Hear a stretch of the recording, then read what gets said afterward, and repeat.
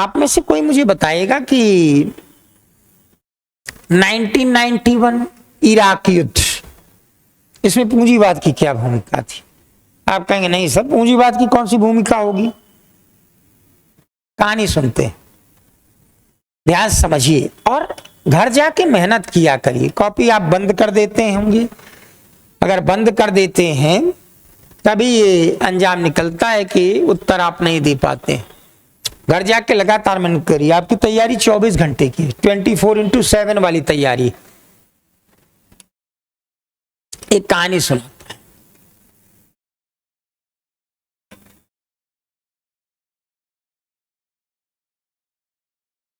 चीजें कितनी लंबी चौड़ी चलती। एक ये देश ईरान, इस देश में अचानक अंदर से एक परिवर्तन उठता है। अमेरिका समर्थक शाह का तख्ता पलट दिया जाता है। वहां एक सरकार आ जाती है जो इस्लाम पर जोर देती है और रूस के करीब हो जाती है।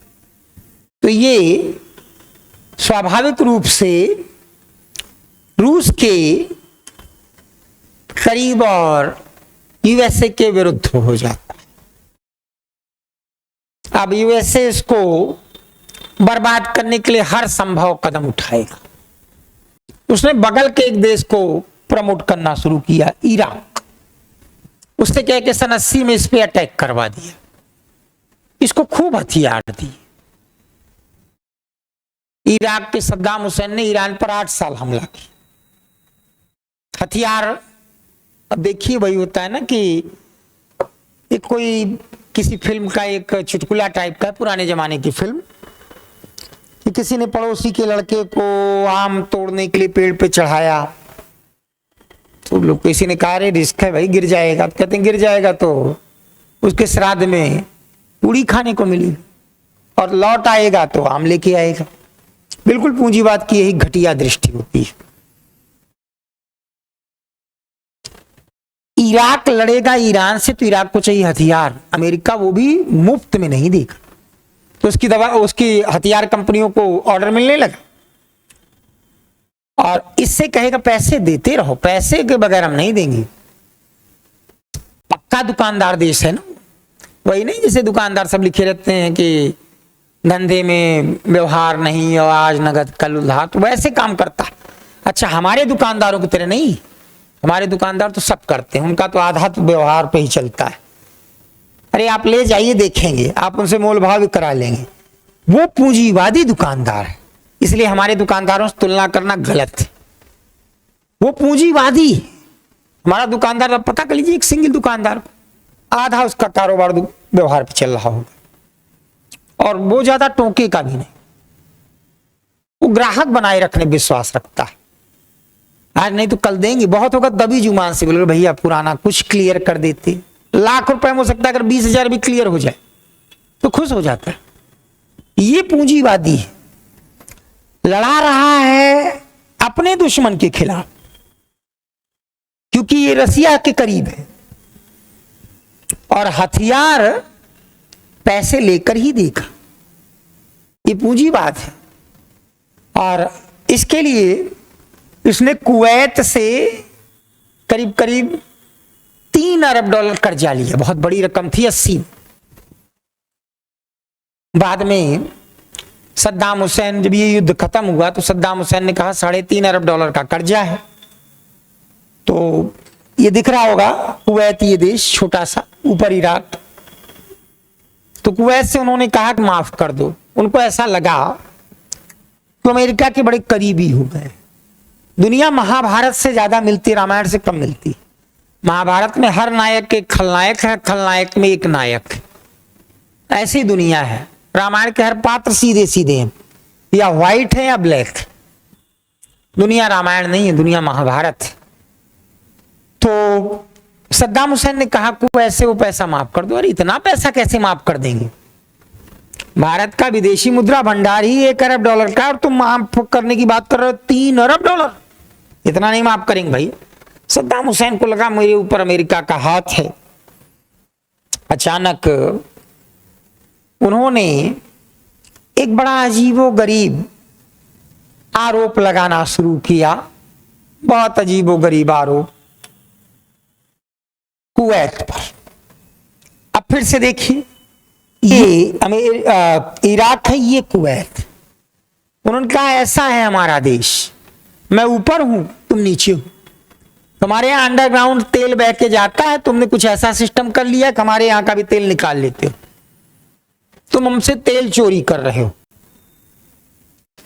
तो मुझे तुम पर अटैक करना होगा। तो बड़ी अजीब बात है, और अटैक कर दिया। उनको लगा अमेरिका का तो मैं करीबी हूं, ईरान के खिलाफ अगर लड़ना होगा तो हमें वो साथ देगा। अमेरिका किसी का करीबी नहीं, किसी का करीबी नहीं, उसको सिर्फ अपने आर्थिक हित प्रिय है, इसके अलावा उसके पास दुनिया में कोई नैतिक मानदंड है ही नहीं। ऐसी स्थिति में यहां जो कंपनियां तेल निकालती थी अरब देशों की, अब तो आपके पास बहुत अच्छे अच्छे AI के टूल्स हैं, जैसे ग्रोक का यूज कर सकते हैं।